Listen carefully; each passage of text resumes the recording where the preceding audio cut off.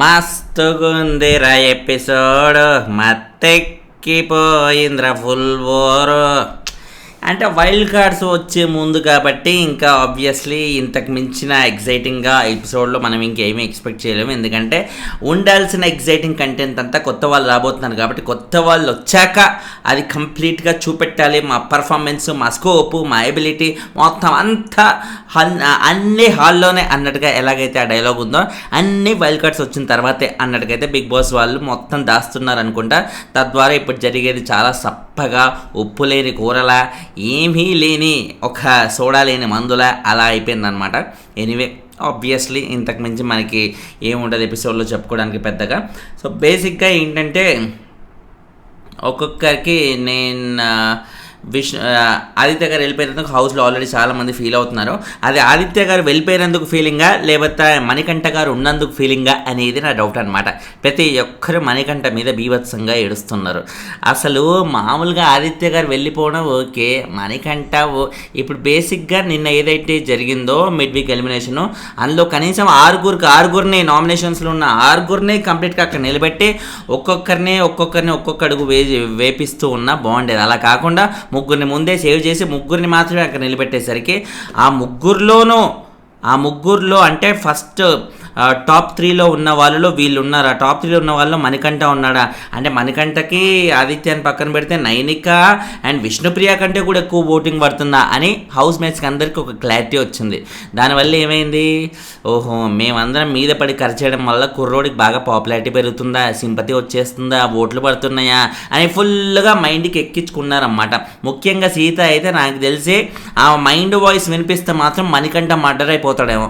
ఆ లెవెల్లో అయితే బాగా కుళ్ళుకొని రక్కుకొని అసలు విపరీతంగా మెంటల్ టార్చర్ అనుభవిస్తుందన్నమాట.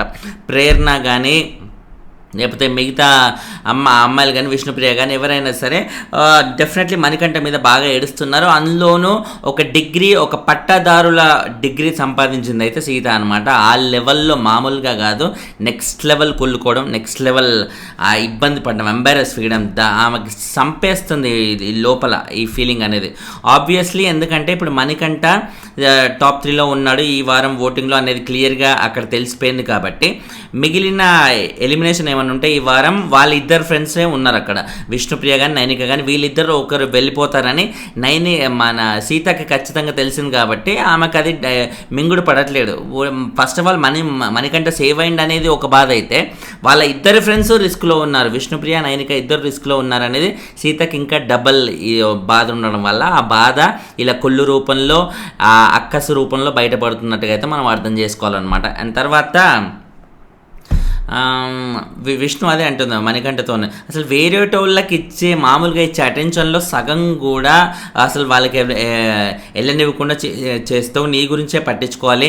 అండ్ ఇలాగే చేసి ఆఖరికి ఆడియన్స్ని కూడా నీ వైపు లాగేసుకున్నావు, నీకు వద్దాన్నవరా బాబు అన్నట్టుగా అయితే విష్ణుప్రియ చెప్పేస్తుంది. అది బయటికి చెప్పినప్పుడు చాలా సాఫ్ట్గా కామెడీగా అన్నదిలే అనే ఫీలింగ్ అనిపించినా కూడా అది కామెడీగా అనడం కాదు, బాగా కసితో అన్నది అని క్లియర్గా తెలిసిపోతుంది అనమాట. తర్వాత వీళ్ళందరితో ఒకెత్తైతే నబీల్ మాత్రమే ఈ వ్యాపారం అంతా నా మణికంఠ గారికి చాలా పాజిటివ్గా వర్కౌట్ అయింది. కుర్రోడితో కొంచెం మామూలుగా కాదు, ఇట్లా మనం అందరిలాగే ఇలాగే పగలు పెట్టుకొని వాళ్ళ గురించి సైడ్కి వెళ్ళి నెగిటివ్గా మాట్లాడి మనోడిని హైలైట్ చేయడం కంటే ఇవన్నీ కాదు, వాడితో ఫ్రెండ్షిప్ చేస్తూ ఉంటే వాడికి వచ్చే హైప్ మనం నాపినట్టుంటుంది. ప్లస్ మణికంఠకి సపోర్ట్ చేస్తుంటే జనాల దృష్టిలో నేను పాజిటివ్ కూడా అవుతాను ఉద్దేశంతో అలా మాట్లాడుతున్నట్టుగైతే తెలుస్తుంది అన్నమాట. అంటే వీళ్ళందరూ టార్గెట్ చేయడం వల్ల అది మణికంఠకి ప్లస్ అవుతుందని ఇంతకుముందు ఎలాగైతే నబీల్ గెస్ట్ చేశాడు కాబట్టి సీతా క్లాన్లో మణికంఠ ఉన్నప్పుడు మణికంఠని తీసేయడం కాకుండా, డిస్క్వాలిఫై చేయడం కాకుండా వేరే వాళ్ళకి ఎవరైనా చూద్దాం, ఎందుకంటే మణికంఠకి ఇంకో ఛాన్స్ ఇద్దాం, అందరం వాడి పైన పడి ఒక కార్నరింగ్ చేస్తున్న ఫీలింగ్ ఎందుకు అనే ఆ మాట అప్పుడే అన్నాడు. ఇప్పుడు అదే నబీల్ అన్న మాట జనాలు ప్రూవ్ కూడా చేశారు ఆల్రెడీ. సో నబీల్కి ఫుల్ క్లారిటీ వచ్చేసింది ఆయన గెస్ట్ మీద, మనకంటే బయట బాగా వర్కౌట్ అయిపోతుంది అందరి మీద పడ్డం వల్ల అని. అంటే చాలా సీజన్స్ వచ్చినోడు కాబట్టే ఇలాంటి ఎక్స్పీరియన్స్ అలాంటి వాళ్ళకే ఉంటుంది. ఏది చూడకుండా వచ్చిన వాళ్ళకి ఇలాగే గుడ్డిగా ఆడేస్తారు. ఒక సీత కానీ విష్ణు కానీ వీళ్ళందరూ ఎలా ఆడుతున్నారో అలా నాకు తెలిసి ఈ సీజన్లో అంత ప్రాపర్గా బుర్ర పెట్టి ఆడే క్యాండిడేట్స్ నాకు ఎవ్వరూ తగలలేదు. పాస్ట్ సీజన్స్లో అలా అయ్యింది కాబట్టి మనకు ఇప్పుడు జాగ్రత్తగా ఉండాలి. ఇలాంటి సిచ్యువేషన్ పాస్ట్ సీజన్లో చూసాం కాబట్టి అప్పుడు అక్కడ వర్కౌట్ కాలే కాబట్టి ఇక్కడ కూడా వర్కౌట్ అవ్వదు కాబట్టి మనం జాగ్రత్త పడాలి. ఆ జాగ్రత్తలు ఏ ఒక్కరిలో నేను చూడలేదు బాబు. ఎట్లా సో నబీల్ ఇక్కడ ఇలా చెప్పాడు మణికంఠతోనే, ఒరే బాబు నువ్వు ఎవరిని పట్టించుకోకు, నీ ఆట ఏదో నువ్వు ఆడు, స్ట్రైట్గా వెళ్ళిపో, కుమ్మేసుకో రక్కేసుకో అన్నట్టుగా ఇలా చెప్పాడు. సీత దగ్గరికి వెళ్ళామేమో అంటే ఇప్పుడు ఏంది నువ్వు సీత మీద ఒర్రి తప్పు చేసినావు అని చెప్పిన నేను ఆడికి. అంటే సీత మీద మణికంఠ మొన్న ఒర్లింది కదా టాస్క్ పరంగా, అప్పుడు ఒర్లి నువ్వు తప్పు చేసినావురా. అండ్ కోపడికి ఎవరైనా డ్యూటీ అంటే ఇప్పుడు మణికంఠకి నిన్ను కాపాడడానికి మాత్రమే ఎవరు అక్కడ డ్యూటీ తీసుకోలేదు కదా అన్నట్టుగా కూడా ఆడికి జాగ్రత్తలు చెప్పిన, ఆడికి ఒక నచ్చ చెప్పిన అన్నట్టుగా అయితే అన్నారన్నమాట. మణికంఠ దగ్గర నబీల్ చెప్పింది ఏంటి, ఈ నబీల్ వెళ్ళి సీత దగ్గర ఆయన చెప్పిన మణికంఠకి ఇది అని చెప్పిన కబుర్లు ఏంటి అంటే, okay he started game, okay ఇలా అయినా పర్లేదు, కానీ ఇలా ఒకరి దగ్గర ఒక మాట చెప్పి ఇంకోటి దగ్గర ఇంకోటి మాట చెప్తే చూసే ఆడియన్స్కి ఏమనుకుంటారు, ఆహా కుర్రాడ్లా మంచే ఉన్నాడనమాట అనే ఫీలింగ్ అయితే అనిపిదా. ఓకే అండ్ కెమెరాస్ ఉన్నాయి కదా, కెమెరాస్ ఉన్నప్పుడు ఇలాంటి విషయాల్లో అది కూడా నబీల్ లాంటి మంచి ఓటింగ్ ఉన్న కంటెస్టెంట్, టాస్క్లు బాగా ఆడతాడు, ఆర్గ్యుమెంట్లు బాగా పెట్టుకుంటాడు, ఫన్ బాగా జనరేట్ చేయగలడు అంటూ ఇలా అన్ని యాంగిల్స్లో ప్రూవ్ చేసుకున్న కంటెస్టెంట్ ఇలా మాట్లాడుతుంటే డెఫినెట్లీ కొంచెం సురుకుమంటుంది అనమాట. ఇలాంటివి జరిగినవని నబీల్ గురించి నెగిటివ్గా మాట్లాడడం కంటే జరగకుండా ఉంటే బాగుండరా, నబీల్ నోరా, నబీల్కి చాలా మంచి పేరు, ఇలా కాకూడదు అనే అనుకునే వాళ్ళే, బాధపడే వాళ్ళే ఎక్కువ, నబీల్ మీద కోపం తెచ్చుకునే వాళ్ళకంటే కూడా అది. అండ్ తర్వాత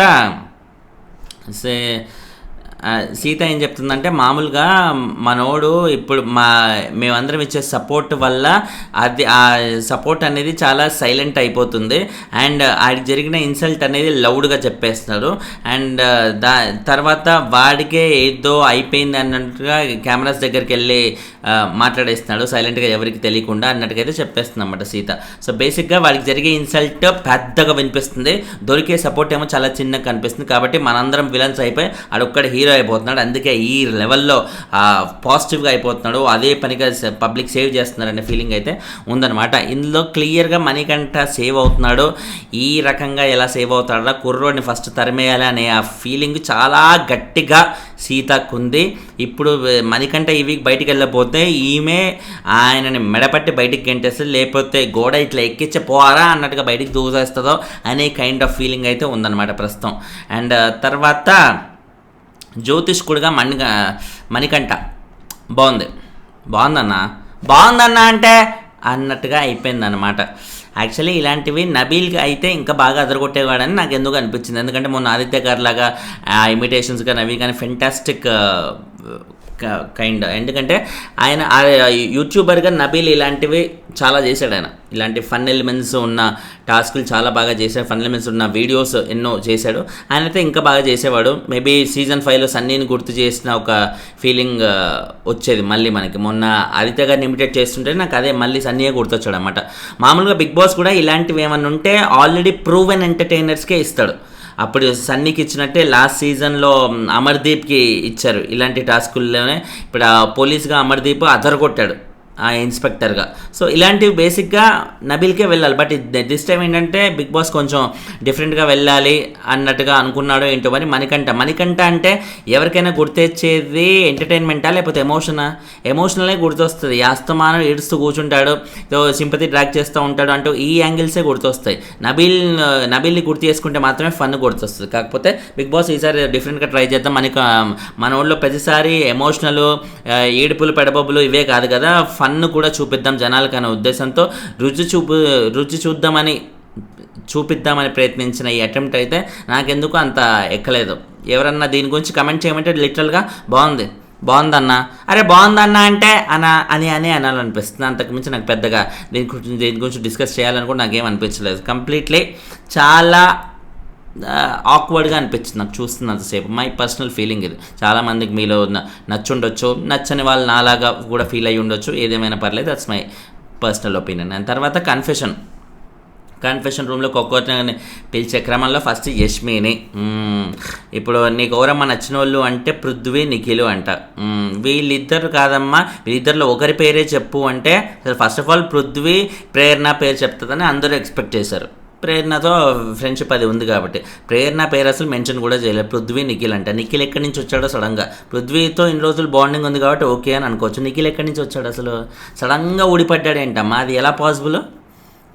సో ఓకే సరే, పృథ్వీ నిఖిల్లో ఇద్దరు కారు ఒకరి పేరే చెప్పు అంటే బుద్ధున్న ఎవరికైనా హౌస్లో ఉండే అందరూ గెస్ట్ చేసే పేరేంటి పృథ్వీ.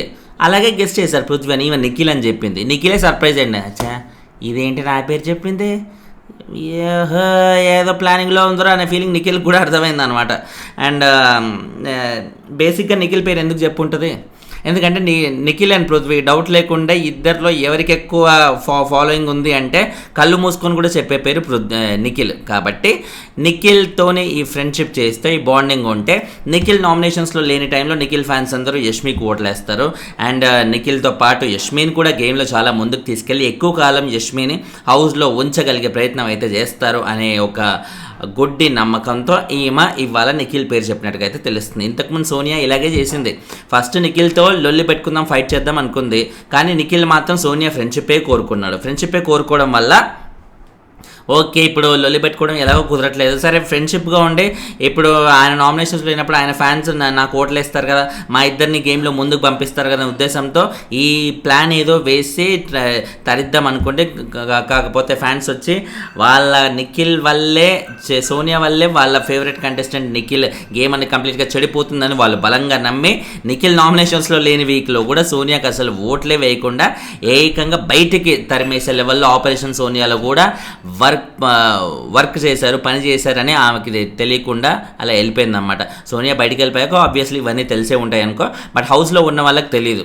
సో ఇప్పుడు సోనియాకి వర్కౌట్ అవ్వంది, సడన్గా యష్మికి వర్కౌట్ అవుతుందని ఈమె ఎలా అనుకుంది ఏంటో నాకు అర్థం కావట్లేదు. ఇప్పుడు సోనియా ప్లేస్లో లిటరల్గా నిఖిల్, పృథ్వీ, సోనియా అంటూ ముగ్గురు కాంబినేషన్ ఉండే కాబట్టి సోనియా వెళ్ళిపోయింది కాబట్టి ఆ ముగ్గురు కాంబినేషన్ లోటు ఈమె తీరుద్దాం అనుకుంటుంది. సోనియా ప్లేస్ లోటు ఈమె తీరుద్దాం అనుకున్నట్టుగా అయితే తెలుస్తుంది అన్నమాట. ఎలా తీర్చేస్తుంది చెప్పండి.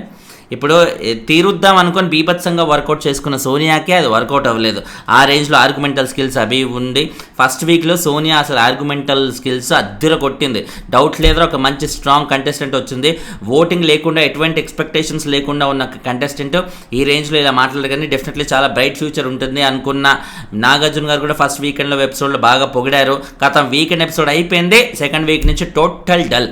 సెకండ్ వీక్లో టోటల్ డల్, థర్డ్ వీక్లో బీభత్సమైన కన్నింగ్, అదే ఫోర్త్ వీక్లో కన్నింగ్ ఇట్లా ఏంటి కంటిన్యూ అయ్యి వీళ్ళిద్దరిని ఇద్దరు పాలేరులాగా అరే చిన్న పాలేరా వెళ్ళి వాళ్ళని కొట్టరా, అరే పెద్ద పాలేరు నువ్వు నా కాళ్ళు నొక్కరా అంటే ఈ లెవెల్లో ఇద్దరిని విపరీతంగా వాడేసుకొని అలా నిఖిల్ని కానీ పృథ్వీని కానీ ఎందుకు పనికి రాకుండా, ముఖ్యంగా నిఖిల్ని అయితే అంత కంటెంట్ ఉన్న కుర్రోడ్ని కూడా సీజన్ స్టార్టింగ్ 3-4 డేస్లో నిఖిల్ ఎంత డామినేటింగ్, ఎంత ఒక రౌడీ కైండ్ ఆఫ్ నేచర్ ఆ రేంజ్లో ఉంటుంది అనుకున్న కుర్రోడు తర్వాత కంప్లీట్గా సోనియా కాళ్ళ దగ్గర ఒక పిల్లిలాగా పడున్నాడు. ఆ పిల్లిలాగా పడున్నందుకు ఆబ్వియస్లీ నిఖిల్ ఫ్యాన్స్కి కోపం వచ్చి మన అమ్మగారిని బయటికి సాగనంపారనమాట.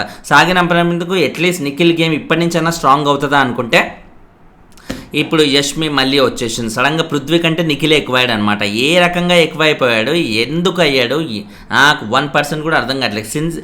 లిటరల్గా ఇలాంటి ఒక ఐడియా ఉంటే తప్ప నిఖిల్ ఓట్ బ్యాంక్ కొల్లకూడదాం, నిఖిల్ని కంప్లీట్గా ఫ్రెండ్లీగా యూజ్ చేసుకుని గేమ్లో ముందుకెళ్దాం అనే ఇంటెన్షన్ ఉంటే తప్ప ఈ రకమైన బిహేవియర్ అయితే కన్ఫెషన్ రూమ్లో యష్మిది ఉండదు. సో లిటరల్గా she's trying to replace Sonia తప్ప ఇంకోటి అయితే కాదు, తన ప్లాన్ ఇదే. అండ్ తర్వాత నిఖిల్ మణికంఠన ఇద్దరు ఫ్యామిలీస్ నుంచి ఫుడ్ వస్తే ఎవరి ఫుడ్ కావాలి అంటే నిఖిల్ మదర్ నుంచి వచ్చిన ఫుడ్. ఆబ్వియస్లీ నిఖిల్ తనకి ఎక్కువ బాండింగ్ ఉంది కాబట్టి మణికంఠతో పోలిస్తే ఆ విధంగా నిఖిల్ బాండింగ్ అసలు నిఖిల్తో ఎప్పుడు కుదిరింది ఏంటో నాకు అర్థం కాదు. తను పృథ్వీతో మంచి బాండింగ్ ఉంది, పృథ్వీ పక్కన నిఖిల్ ఉన్నాడు కాబట్టి ఆబ్వియస్లీ నిఖిల్తో మాట్లాడేది, అంతేగాని నిఖిల్తో సపరేట్గా బాండింగ్ ఎప్పటి నుంచి వచ్చింది ఏంటి అని నాకు అర్థం కావట్లేదు. బట్ ఈ మణికంఠ కాకుండా ప్లేస్లో ఇంకెవరన్నా ఉండుంటే అప్పుడు ఒకవేళ అప్పుడు ఏమన్నా డిఫరెంట్ చాయిస్ ఏమైనా వచ్చేదా అనేది మనం ఆలోచించాలన్నమాట. ప్రస్తుతానికైతే మణికంఠ ఉన్నాడు కాబట్టి ఖచ్చితంగా మణికంఠకి ఏ విధమైన ఫేవర్ తన నుంచి వెళ్ళకూడదనే ఒక ఉద్దేశంతో నిఖిల్ మదర్కి చేసిన ఫుడ్డే బయటికి తీసుకెళ్ళినట్టుగైతే మనకు తెలుస్తుంది. అప్పటికీ బిగ్ బాస్ పదే పదే అడుగుతున్నాడు, ఆలోచించి తీసుకోండి. మెసేజ్ కూడా వచ్చింది వాళ్ళ ఫ్యామిలీ నుంచి, మణికంఠ గురించి ఆలోచించాలని అనిపించట్లేదా మీకు అంటూ ఇన్ని రకాలుగా చెప్తున్నారు. చెప్తున్నారు డైరెక్ట్గా బిగ్ బాసే ఇంత హింట్ ఇస్తున్నా కూడా, అమ్మ డెసిషన్ మార్చుకో అమ్మ, చూసుకో అమ్మ, కుర్రోడు వాళ్ళ వైఫ్ నుంచి మెసేజ్ వచ్చింది, ఫుడ్ వచ్చింది, వాళ్ళ వైఫ్ నుంచి మెసేజ్ వచ్చింది. అసలు లోకల్లో లేని ఒక అమ్మాయి ఎక్కడో ఫారెన్ నుంచి ఇండియాకి వచ్చింది, ఆ ఇండియాకి వచ్చిన అమ్మాయి ఫుడ్ పంపింది, మెసేజ్ వచ్చిందంటే ఆ కుర్రోడికి ఎంత యాంగ్జైటీ ఉంటుంది, ఆ మెసేజ్ ఎట్లయినా తెలుసుకోవాలి అది ఇది అని. అయినా కానీ అసలు ఏమాత్రం కంప్లీట్గా మణికంఠ వైపు వెళ్ళకుండా ఓన్లీ నిఖిల్ వైపు మాత్రమే వెళ్ళి ఆ ఫుడ్ బయటికి తీసుకొచ్చింది అన్నమాట. దిస్ ఈజ్ ప్యూర్లీ రుత్లెస్సే అంటారు దీన్ని. ఎందుకంటే మణికంఠ అంటే నిఖిల్కి కూడా ఎమోషన్స్ ఉంటాయి కదా, వాళ్ళ మదర్ నుంచి వచ్చిన ఫుడ్, వాళ్ళ మదర్ నుంచి వచ్చిన మెసేజ్ ఆయనకు మంది చూడాలని ఉండదా అంటే, ఇక్కడ కంపారిటివ్లీ చూసుకోండి, డౌట్ లేకుండా నిఖిల్ వాళ్ళ మదర్తోనే ఉంటున్నారు. మదర్ ఏం విష్ చేస్తుందో, ఎలా వాళ్ళ అమ్మగారు కోరుకుంటారో నిఖిల్కి అన్నీ తెలుసు, అన్నీ ఓకే. బట్ అండ్ నిఖిల్ మాత్రమే కాదు, ఏ కంటెస్టెంట్ గురించి అయినా సరే వాళ్ళ ఫ్యామిలీ నుంచి ఏ మెసేజ్ వస్తుంది, ఎలా ఉంటుందని అందరూ విష్ చేసేది. అరే నాన్న నువ్వు మంచిగా ఆడుతున్నారా, మంచిగా ఉండరా నాన్న, మంచిగా తిను, అందరితో బాగుండు, నామినేషన్స్లో స్ట్రాంగ్ పాయింట్స్ చెప్పు, గేమ్స్ చాలా స్ట్రాంగ్ ఆడు, నువ్వు బాగా అసలు నువ్వు విన్ అవ్వాలని కోరుకున్నా. ఎవరైనా ఏ రకంగా ఏ స్టైల్లో చెప్పినా కూడా at the end of the day అందులో సారాంశం ఉండేది ఇంతే, ఏ కంటెస్టెంట్కి వచ్చినా. కానీ మణికంఠకి ఏమొస్తుంది, ఎందుకంటే మణికంఠతో వాళ్ళ వైఫ్ ఉండలేని ఒక మనిషి, విడిచి వెళ్ళిపోయిన ఒక మనిషి బయట నుంచి ఇండియాకి వచ్చినప్పుడు, ఒక ఫుడ్ పంపించినప్పుడు అండ్ మెసేజ్ కూడా పంపించినప్పుడు మెసేజ్ ఏమై ఉంటుంది. మెసేజ్ ఫర్ ఎగ్జాంపుల్ వాళ్ళ వైఫ్ వదిలిపోయిన వాళ్ళ వైఫ్ మళ్ళీ రిటర్న్ వచ్చిందంటే, అరే నువ్వెంత కష్టపడుతున్నావు నేను చూసి, నీ గేమ్కి చలించిపోయి నీ కోసం నేను తిరిగి వచ్చాను, ఇక నుంచి నేను నీతోనే, నీ నుండి నన్ను ఎవరో దూర్చలేరు, నీకు వైఫ్ లేదనుకోకు, కూతురు లేదనుకోకు, నీకు అందరూ ఉన్నారు, నేను ఉన్నాను రా బంగారం అన్నట్టుగా ఆ మెసేజ్ చదివినప్పుడు మణికంఠకు వచ్చే ఆ ఫీలింగ్ కానీ ఆ బూస్ట్ కానీ దద్దరిల్లిపోయేది. టోటల్గా టీఆర్పీ బ్లాస్ట్ అయిపోయేది అలా. ఇవాళ ఎపిసోడ్ మొత్తం ఉప్పు లేని చేప అనుకుంటున్న టైంలో ఉప్పు దద్దరిల్లి సముద్రంలో ఉన్న ఉప్పు అంతా తీసుకొచ్చి ఒక చేపలోనే వేసేసిన ఫీలింగ్ అయితే వస్తుంది. ఆ లెవెల్ కంటెంట్ అయితే వచ్చేది మణికంఠ నుంచి. కానీ ఆ కంటెంట్ రానివ్వకుండా చేసింది యష్మి నిఖిల్ని చూస్ చేసుకోవడం వల్ల. బిగ్ బాస్ మాటికి చెప్పాడు అనమాట, అమ్మ చూసుకో అమ్మ, మణికంఠని చూస్ చేసుకోవాలని నీకు అనిపించట్లేదా, మణికంఠ అని మాటికి నొక్కి ఒక్కానిస్తున్నా కూడా యష్మి లీస్ట్ బాదర్డ్ ఆ రెక్లెస్ యాటిట్యూడ్ వల్లే ఇప్పుడు డెఫినెట్లీ యష్మికి ఏదైతే ఆమె లెటర్ ఇట్లా చూపించి కూడా మళ్ళీ వెంటనే కట్ చేస్తారు, ఇట్లా మర్చిపోయినట్టుగా. అలా ఎలా మర్చిపోతారు చెప్పండి ప్రతిసారి. అలా యష్మి విషయంలో ఒక ఇంత పెద్ద టీం ఉన్నప్పుడు, అంత పెద్ద ఆర్గనైజేషన్ ఉన్నప్పుడు అలా ఎలా మర్చిపోతారు? కావాలని యష్మికి అలా ఒక ఇట్లా ఆశ పెట్టి ఎమ్మటే దూరం చేయాలనే ఉద్దేశంతో, యష్మిని టీజ్ చేయాలనే ఉద్దేశంతో అలా చేశారన్నమాట. మర్చిపోవడం కాదు, ఇంకోటి అయితే కాదు అది. అండ్ మణికంఠ స్టార్టింగ్లో కొంచెం ఫీల్ అయ్యి ఉన్నా కూడా తర్వాత ఓకే ఫైన్, అట్లీస్ట్ నా వైఫ్ నాతో ఉంది అని నాకు తెలిసింది కదా, తన నుంచి బిర్యానీ వచ్చింది, మెసేజ్ వచ్చింది అని నాకు తెలిసింది, అది చాలు అన్నట్టుగా అక్కడికే సాటిస్ఫై అయ్యి, తన నాతో ఉందనే ఫీలింగ్ నాకు చాలు అన్నట్టుగా సాటిస్ఫై అయ్యి, ఐ లవ్ యూ ప్రియా అన్నట్టుగా బయటికి వెళ్ళి కూడా చెప్పి కంప్లీట్గా తన ఆనందాన్ని అయితే అలా అక్కడి వరకు తీసుకొని సాటిస్ఫై అయ్యాడు. That's good thing. ఆ విషయంలో మణికంఠని we have to appreciate. And తర్వాత నిఖిల్కి వచ్చిన మెసేజ్, బాబు నువ్వు వచ్చింది విన్నుకు నాయన, విన్ అవ్వడానికి, నీ గోల్ని మర్చిపోపు, నీ పర్సనాలిటీని ఎవరి కోసమో మార్చుకోకరా నాయన అన్నట్టుగా అయితే వాళ్ళ ఇంటి నుంచి అయితే, వాళ్ళ అమ్మగారి నుంచి అయితే మెసేజ్ వచ్చిందనమాట. ఈయన పర్సనాలిటీ ఎవరి కోసం మార్చుకున్నాడో, సోనియా కోసం, డౌట్ లేకుండా. ఆయన సోనియా కోసం కంప్లీట్గా ఏకులా ఉండేవాడు, చిన్న దీంట్లో అయిపోయాడు అనమాట. పులిలా ఉండేవాడు, చిన్న పిల్లిలాగా అయిపోయాడు. కాబట్టి వాళ్ళ అమ్మగారు ఇండైరెక్ట్గా ఇలా చెప్పింది అనమాట, నీ పర్సనాలిటీ ఎవరి కోసమో మార్చుకోకో అని. ఆ ఫస్ట్ 2-3 డేస్లో ఉన్న నిఖిల్ మళ్ళీ బయటకు వస్తే అంత బాగుండవు, అందరికీ చూడాలని ఉంది. బట్ ఇంకెప్పుడు వస్తాడని నమ్మకం కూడా నాకు లేదు. మేబీ వైల్డ్ కార్డ్స్ వచ్చాక ఏమైనా వస్తారా, ఎందుకంటే సోనియా వెళ్ళిపోయాక మళ్ళీ మనోడు బ్యాక్ వచ్చేస్తాడేమో, ఫస్ట్ 2-3 డేస్లో ఉన్న నిఖిల్ మళ్ళీ వస్తాడేమో అనుకుంటే యష్మి ఇప్పుడు మళ్ళీ తగులుకుంది. కథం నాకు నిఖిలే ఇష్టం పృథ్వీ కంటే, నిఖిల్తోనే ఉండాలనుంది, నిఖిల్ ఫుడ్డే తీసుకెళ్తా, నిఖిల్కే వాళ్ళ అమ్మగారని బాగా మిస్ అవుతున్నారు కాబట్టి నిఖిలే ఇది, నిఖిల్ అంటుంటే మానోడి నక్కలు ఇరగొడుతున్నట్టుగా అయితే నాకు ఎందుకో అనిపిస్తుంది, నక్కలు ఇరగొడుతున్నట్టుగా నిఖిల్ అంటూ. At the end of the day అది నిఖిల్ బేసిక్గా బిగ్ బాస్కి వచ్చిన వేరే విశేషం అస్సలు బాగాలేదనుకుంటా. సోనియా ఇన్ని రోజులు సోనియా వల్ల నాకిపోయింది అనుకుంటే, సోనియా పోయింది అనుకుంటే మళ్ళీ యష్మి రూపంలో మరోసారి సోనియా రీఎంట్రీ ఇచ్చినట్టుగా అయితే మనం అర్థమవుతుంది అనమాట. అండ్ తర్వాత పృథ్వీ కన్ఫెషన్ రూమ్లో నిఖిల్ యష్మి ఇద్దరు ఇష్టం అంటే, ఇద్దరిలో ఎవరు ఇష్టం అంటే నిఖిల్. ఆబ్వియస్లీ ఇట్లుండాలి ఒక ఆన్సర్ అంటే, ఇట్లా జెన్యూన్గా ఓకే. ఎందుకంటే ఆడియన్స్కి ఉన్న ఒపీనియనే వాళ్ళకు కూడా చెప్పేటట్టుగా ఉండాలి. అక్కడ కెమెరాస్లో ఏం ఎగ్జిబిట్ చేస్తారో అవే కన్ఫెషన్ రూమ్లో చెప్పేటట్టుగా ఉండాలి. కానీ వేరే ఏదో మైండ్లో పెట్టుకొని దాని విధంగా ఇట్లా ఉండాలి, స్ట్రాటజికల్గా చెప్పాలన్నట్టుగా ఉంటే చూసే వాళ్ళకి అసహ్యంగా ఉంటుంది. ఇందాక యష్మి పృథ్వీని పక్కన పెట్టి పృథ్వీ కంటే నిఖిలే ఎక్కువ అనడం అనేది అది ఓవర్ యాక్షన్ తప్ప ఇంకోటి అయితే కాదు. ఎందుకంటే ఇన్ని రోజులు తన హౌస్లో ఉంది పృథ్వీతోనే, బాండింగ్ ఉంది పృథ్వీతోనే, ఏ పరంగా చూసుకున్నా కూడా ఖచ్చితంగా యష్మికి నిఖిల్ కంటే పృథ్వీ ఎక్కువ అయి ఉండాలి, పృథ్వీ కంటే ప్రేరణ ఎక్కువ అయి ఉండాలి. కానీ ప్రేరణ పేరు ఎందుకు చెప్పలేదు?